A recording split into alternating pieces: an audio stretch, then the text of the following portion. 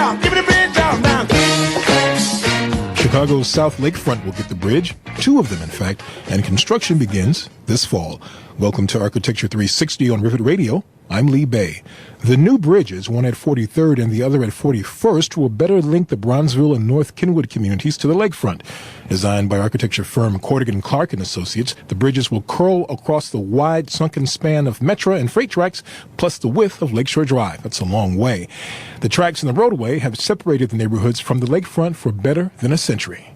Now, there are existing bridges at 35th. In fact, one there now is being rebuilt, and also at 43rd, but both of them are in poor shape, and they're not accessible by bike or wheelchair.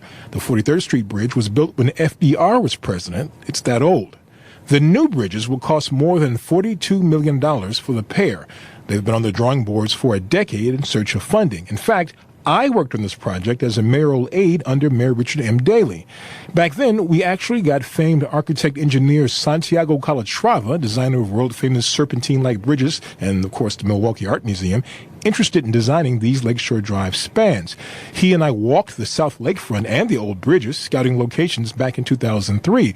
But the city's Department of Transportation later held a design competition instead. Calatrava did not enter, but many firms around the country and around the world did, and Corrigan Clark & Associates won.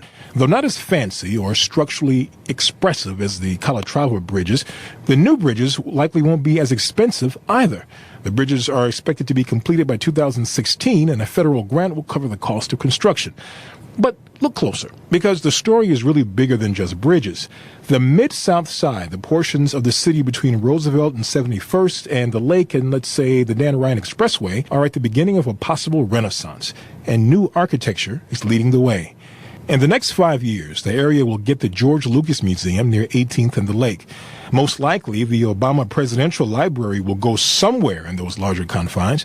Then there's rebuilt L stations along the Dan Ryan, and the University of Chicago is leading the creation of an arts and cultural corridor along East Garfield Boulevard, more than a half-mile west of its historic campus. The bridge now, but there's more music in the offing. That's Architecture 360 for now. I'm Lee Bay.